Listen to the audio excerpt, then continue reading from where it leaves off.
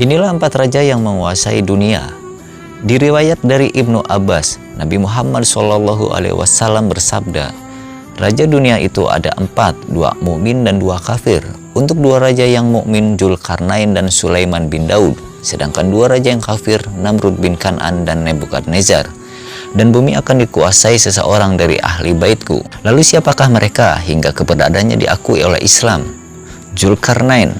Dzulkarnain adalah seorang raja yang dikisahkan dan diabadikan dalam surat Al-Kahfi. Mereka akan bertanya kepadamu, Muhammad, tentang Dzulkarnain. Katakanlah, aku akan bacakan kepadamu cerita tentangnya. Sesungguhnya kami telah memberi kekuasaan kepadanya di muka bumi, dan kami telah memberikan kepadanya jalan untuk mencapai segala sesuatu. Quran Surat Al-Kahfi ayat 83-84.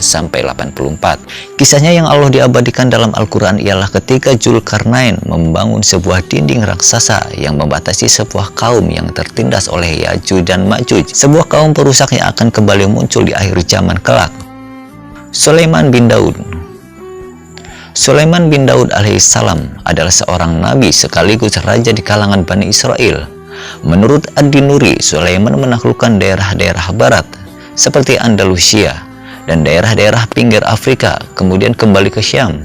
Sulaiman dikenal dapat menguasai seluruh alam atas kehendak Allah. Ialah raja yang menguasai dunia, mempunyai bala tentara berupa jin dan manusia, dan dapat memerintah setan, dapat berbicara dengan hewan, dan dapat memerintahkan anginnya, dan menguasai berbagai macam keahlian yang tidak dimiliki raja sebelumnya. Sebagaimana firman Allah, ya Tuhanku, ampunilah aku dan anugerahkanlah kepadaku kerajaan yang tidak dimiliki oleh siapapun sesudahku. Sesungguhnya engkaulah yang maha pemberi. Quran Surat Sad ayat 35.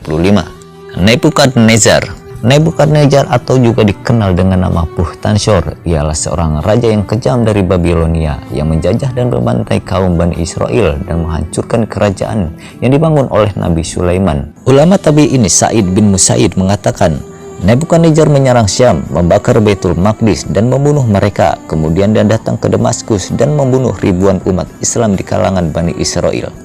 Namrud.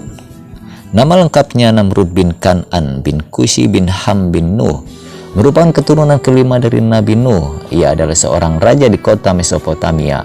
Babilonia menjadi pusat peradaban dunia setelah banjir bah Nabi Nuh dan hidup semasa dengan Nabi Ibrahim. Namrud adalah penguasa zalim yang pertama di muka bumi yang mendeklarasikan dirinya sebagai Tuhan.